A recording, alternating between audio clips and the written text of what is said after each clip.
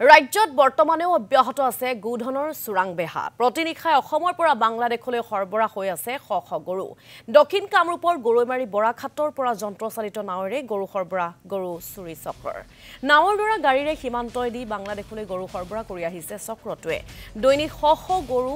নদী পথেদি সৰবৰাহ হৈ থকা সত্ত্বেও আৰক্ষী প্ৰশাসনে বিষয়টো সন্দৰ্ভত গুৰুত্ব নিদিয়াৰ অভিযোগ উত্থাপন হৈছে বৰপেটা গোৱালপাৰা ধুবুৰী আৰু মানকাছৰৰ পৰা দৈনিক গৰু সৰবৰাহ কৰি আহিছে বৃহৎ চক্ৰটোৱে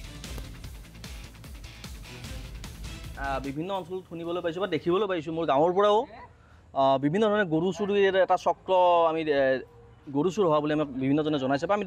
শুনিব পাৰিছো মোৰ গাঁৱতো তেনেকুৱা ধৰণৰ ঘটনা এটা সংঘটিত হৈছে অলপতে যে